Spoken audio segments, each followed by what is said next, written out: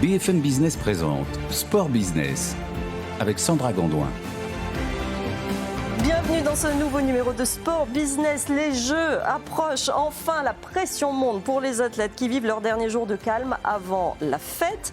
Sur ce plateau, dans quelques secondes, Xenia Chasto, championne de France de tennis fauteuil, victorieuse il y a quelques semaines de Roland-Garros chez les juniors. Prochain objectif, les Jeux paralympiques. Elle va nous raconter cette année hallucinante, extraordinaire avec celle qui la soutient dans cette aventure, Véronique Séverin d'Iseo. C'est dans un instant. Et puis, les entreprises se mettent à l'heure des JO. On va voir les derniers préparatifs chez LVMH tout à l'heure. Et puis, chez Hypercute aussi, on a décidé de faire vivre les Jeux à travers des animations tout en développant la marque. Allez, Sport Business, c'est parti. Et j'accueille mes premières invitées. Bonjour Xenia Chasto. Bonjour. Je suis vraiment ravie de vous accueillir sur le plateau de Sport Business. Bienvenue. On va parler de vos performances de votre année hallucinante dans un instant. Véronique Séverin est avec vous, Marketing Manager France chez Iseo Ultimate Access Technology. J'ai tout dit. Vous avez tout dit. Merci Sandra. Merci mesdames d'être avec nous dans Sport Business. Xenia, on va vous présenter un petit peu parce que vous avez un parcours hallucinant. Une année, c'est vos 18 ans. Folle en termes de performance sportive. Vous venez de décrocher le titre de championne de France en tennis fauteuil. Vous avez gagné Roland-Garros junior il y a quelques semaines. Vous êtes numéro 1 mondial dans la catégorie 2023 junior féminine, je ne me trompe pas. Actuellement numéro 1 mondial. Voilà, numéro 1 mondial. C'est une année folle. Le bac cette année également. Bon, on n'a pas encore les résultats. Lundi prochain, voilà. Comment on gère une année comme celle-là, en plus entre deux catégories, avec les performances qui tombent, c'est fou en fait. Ouais, c'est une grosse année.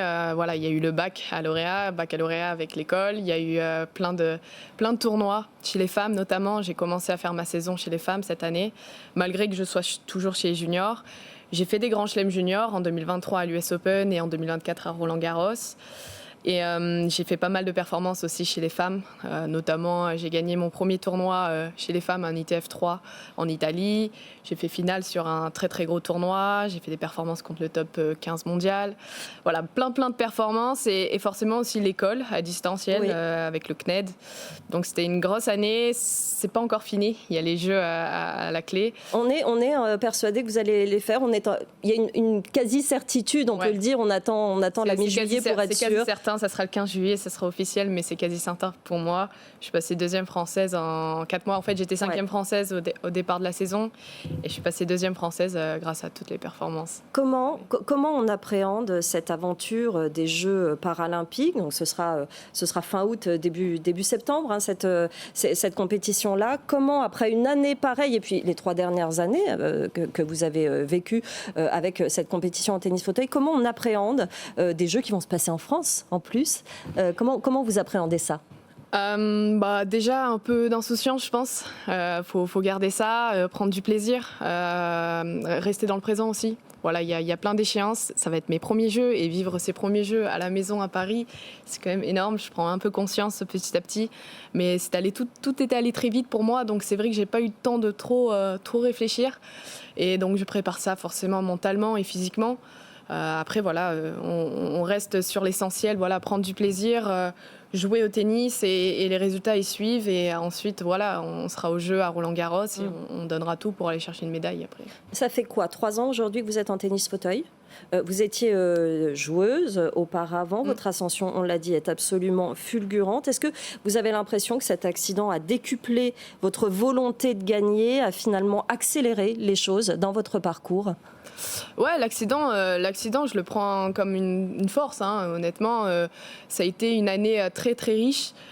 J'étais dans un centre de rééducation avec principalement que des adultes, des gens plus grands que moi, et ça a été très enrichissant pour moi. Il y a le yin et le yang, je parle beaucoup de cette notion-là, et tout n'est pas noir, tout n'est pas blanc. Il y a eu des choses plus compliquées à gérer, mais énormément de positifs à prendre. Et derrière, voilà, on m'a proposé le tennis fauteuil, ça n'a pas du tout été un blocage pour moi. On m'a proposé un fauteuil pour continuer à m'amuser. J'étais déjà très passionnée du tennis. Ça n'a pas été un blocage, le fauteuil. Et j'ai continué. J'aime bien dire que j'ai continué le tennis. Et c'est le tennis fauteuil, mais tout autant avec autant de plaisir, quoi. Et avec des titres prestigieux à la clé qui succèdent. Véronique, vous accompagnez cette année de Xenia Chasteau. Vous êtes donc marketing manager France chez Iseo Ultimate Access Technology. Déjà, c'est quoi cette entreprise? Vous faites quoi au quotidien avant de parler de ce partenariat? Iseo est un groupe italien qui originellement propose des systèmes de fermeture mécanique. Iseo a grandi par croissance externe et a souhaité compléter son offre en lui permettant d'avoir de piloter ses solutions d'accès mécanique à distance avec des logiciels. Donc nous, on baigne dans l'accessibilité. L'accessibilité, c'est notre cœur de métier. Comment on va gérer des accès, comment on va les piloter à distance, c'est vraiment le cœur de notre métier. Et on a été touché par la thématique de l'accessibilité dans la perspective des Jeux paralympiques. Il y a eu beaucoup de médias qui en ont parlé et qui nous ont en fait fait prendre conscience de cette problématique. Aujourd'hui, l'accessibilité pour les personnes en situation de handicap, pour les personnes en poussette, qui ont des poussettes, pour les seniors, c'est une vraie problématique quotidienne que chacun doit prendre pour sa part. Nous, en tant que société travaillant dans l'accès et l'accessibilité, on voulait aussi œuvrer à notre niveau, dans notre écosystème, et réfléchir à la façon dont on pouvait apporter notre contribution à la problématique de l'accessibilité. Donc c'est comme ça qu'est venue l'idée de ce partenariat avec Xenia. Oui, tout à fait. En fait, on a beaucoup brainstormé avec deux agences, Common Sport et Olbia, qui sont spécialisées dans la communication sportive. Et on s'est dit, tiens, pourquoi pas soutenir une athlète paralympique pour accéder aussi à ses rêves, puisque c'est ça aussi, l'accessibilité, c'est pas uniquement l'accessibilité physique, c'est aussi offrir de l'accessibilité mentale et donc pouvoir offrir un cadre et un environnement favorable pour que Xenia s'épanouisse et se détache du matériel et donne la pleine mesure de sa puissance. Et c'est ce qu'on voit aujourd'hui. Oui, exactement. On a l'impression que ça fonctionne dans le sens où vous pouvez vous concentrer sur le sportif. En quoi c'est important, de votre point de vue à vous, Xenia, d'avoir un partenaire? Ça recouvre quel type de soutien aussi? On ne se rend pas forcément compte de ce que ça recouvre. Expliquez-nous.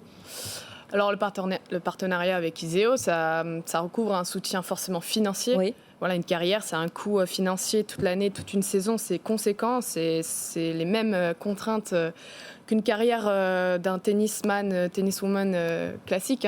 Nous, le tennis fauteuil, c'est différent, mais c'est les mêmes enjeux financiers. Et après, deuxièmement, on voit plein d'enjeux sociétaux à ça. Et en fait, on a fait sens au partenariat avec Iseo. On s'est rencontrés, on a dit, OK, qu'est-ce qu'on peut faire, qu'est-ce qu'on peut partager ensemble?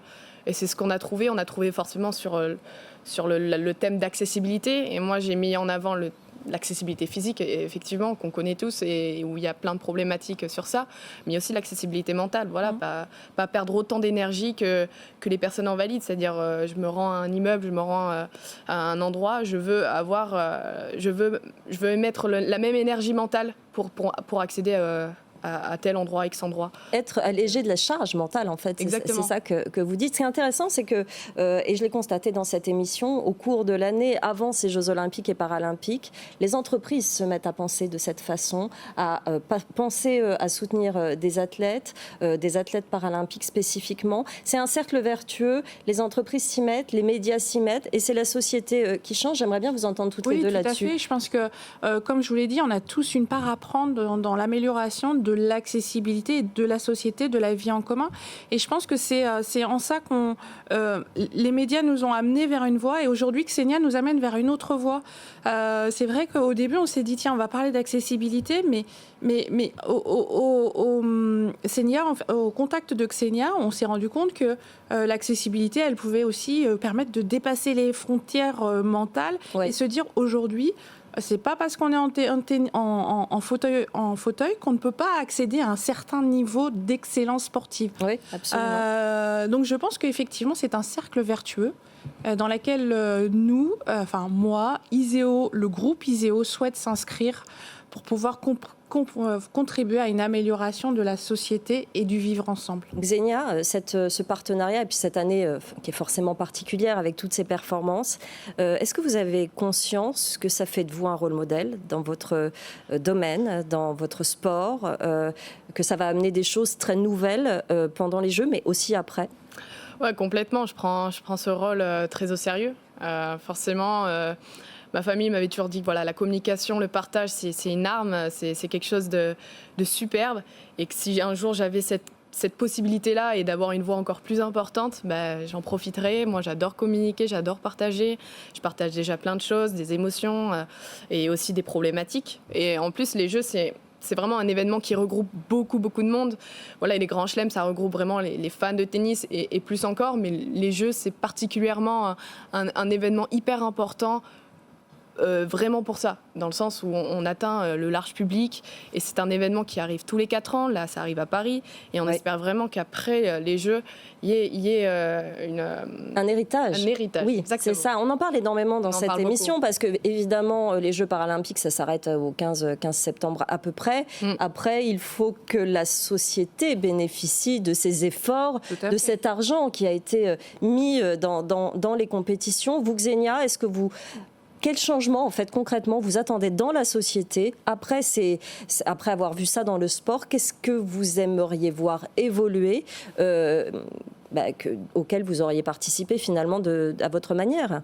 Ouais, déjà dans un premier temps sur le plan sportif, mettre en lumière tous les athlètes paralympiques. On est moins mis en lumière forcément par rapport aux autres athlètes classiques. Donc déjà avoir de la reconnaissance en tant que sportif. Oui. Et ensuite, sur les enjeux sociétaux, forcément, l'intégration, l'inclusion physique, mais mentale aussi. On existe et il faut mettre les choses en place. Et surtout, les transports en commun, c'est quelque chose c'est une grande problématique aujourd'hui dans notre société. Ça nous limite. On est obligé de prendre des taxis, plein de choses comme ça pour se rendre à certains endroits. Et c'est une inégalité complètement. Donc là, c'est des choses plus précises et auxquelles il faudrait s'améliorer à l'avenir. Et grâce à ces Jeux, on peut faire vraiment quelque chose. De votre côté, chez Iseo, quelle sera la suite donnée à cette expérience? Il y a évidemment le soutien à Xenia, mais est-ce que ça peut s'étendre à d'autres athlètes? Est-ce qu'après, ça va faciliter d'autres opérations, Véronique? Tout à fait. Alors, on s'est engagé avec Xenia pour 2 ans. On espère qu'elle acceptera au-delà des 2 ans. Oui, parce que vous êtes toute jeune encore. Voilà, donc on espère vraiment pouvoir compter à nouveau sur son soutien, puisque le soutien est mutuel entre nous. Et vraiment, ça nous ouvre, entre guillemets, j'ai envie de dire, les chakras. On essaie de réfléchir différemment à comment on va gérer l'accessibilité au niveau de la porte, puisque nous, on gère l'accessibilité au niveau de la porte. Trouver des nouvelles solutions, peut-être imaginer une autre façon de penser les produits, travailler, comme je vous l'ai dit, avec cet écosystème qui est constitué d'architectes, d'économistes, d'ingénieurs, de constructeurs, de gestionnaires de bâtiments, réfléchir avec eux sur la meilleure façon d'appréhender l'accessibilité au niveau de la porte. Et vraiment, moi, mon rêve ultime, entre guillemets, ce serait de dire aujourd'hui, les bâtiments sont accessibles à tous, quel que soit le handicap, quel que soit l'âge. Faire en sorte que l'accessibilité ne soit plus une question, soit naturelle. Une évidence. Une évidence. Oui, tout à fait, une évidence. Que ce soit pensé finalement avec tout le monde. Xenia, est-ce que vous savez déjà ce que vous allez faire après votre carrière sportive? Est-ce que ça s'est déjà dessiné? Est-ce que les partenariats, les gens que vous rencontrez, vous ont déjà donné une petite idée ou vous êtes encore dans l'expectative? Moi, après le baccalauréat, je vais continuer des études orientées sur la psychologie. En fac de psychologie. Je me suis engagée là-dedans. J'espère que ça va me plaire. C'est quand même un sujet qui me plaît beaucoup. Je suis sensibilisée forcément au handicap dû à mon accident et aussi à l'entourage que je côtoie aujourd'hui grâce au tennis fauteuil. Donc forcément, il y aura quelque chose à faire là-dedans sur ce sujet-là et un rôle à avoir. Mais au-delà du handicap, j'aimerais me pencher sur d'autres sujets qui m'importent. Aujourd'hui, c'est encore en brouillon. J'essaie de voir qu'est-ce que j'aimerais développer, mettre en avant, partager et mettre ma petite graine, tout ça. J'aime bien le fait de... je me penche beaucoup sur l'éducation nationale aussi. C'est quelque chose qui auquel je suis très curieuse Ouais. et il pourrait y avoir beaucoup d'évolutions. Donc ça, c'est encore un autre sujet complètement. Mais après ma carrière, j'aimerais me pencher sur les esprits des humains. Voilà. Oui, c'est ça. Mais en tout cas, vraiment tourner sur la psychologie. La psychologie. Parce que l'esprit est très puissant et on peut faire beaucoup de choses avec. Donc voilà. J'ai entendu une dernière action, une phrase dans la préparation de ces Jeux, dans ces murs, qui disait « Le sport est le parent pauvre des politiques ». Il n'est pas assez pris en compte. Les politiques sportives, le développement pour la jeunesse, on a du mal à remettre la jeunesse au sport, notamment à cause des écrans, tout ça. C'est compliqué de les remettre au sport. Est-ce que vous êtes d'accord avec ça ? Est-ce que vous pensez avoir un rôle et que vous pouvez peut-être trouver des moyens avec ces Jeux notamment, et la performance, d'attirer les jeunes vers à nouveau les activités sportives ? Moi, je défends complètement le fait de la pratique du sport et c'est très important. Et c'est sûr qu'aujourd'hui, le sport est de moins en moins pratiqué, surtout à l'adolescence. Et c'est dommage parce qu'en fait, il faut rendre compte que le sport, on atteint vraiment des compétences complètement transposables dans la vie de tous les jours. Oui. Moi, j'ai acquis des compétences sur l'organisation, en plus, si on voyage, si on atteint vraiment le sport de haut niveau, encore plus, mais il y a des compétences qui sont complètement transposables sur la vie de tous les jours.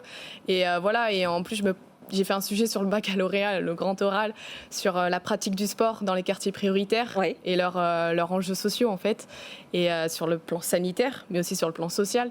Et ça aide à l'inclusion professionnelle, à plein de choses. Le sport, ça a une force énorme. Vous avez raison de le dire, parce que dans cette émission, on reçoit énormément de sportifs qui sont devenus entrepreneurs, justement, parce que la compétence, les performances, il y a vraiment des choses qui se retrouvent. Un dernier mot, Véronique ? Oui, non, mais je partage complètement. Effectivement, on a tendance... c'est aussi l'axe pour lequel on a voulu s'engager dans le parasport, c'est de se dire qu'aujourd'hui, le sport véhicule de l'émotion, mais aussi permet de développer des compétences. Et c'est aussi dans ce sens-là où on voulait aller, puisque ça rejoint nos valeurs. Oui, on partage plein de choses avec le partenariat. On a plein d'idées et moi, c'est grâce au sport que j'arrive à partager beaucoup de points de vue qui n'ont pas forcément. Tout à fait. C'est vraiment un échange continu. Mutuel. Avec le partenariat, c'est super. On va vous suivre dans les prochaines semaines, Xenia. Attention, Merci beaucoup d'être venue dans cette émission. Avec Xenia Chasteau, championne de France tennis fauteuil, championne gagnante de Roland Garros Junior il y a quelques semaines. Merci d'être venue avec Véronique Sévérin, marketing manager France chez Iseo Ultimate Access Technologies. Merci à toutes les deux d'être venues dans Sport Business. Plus que 3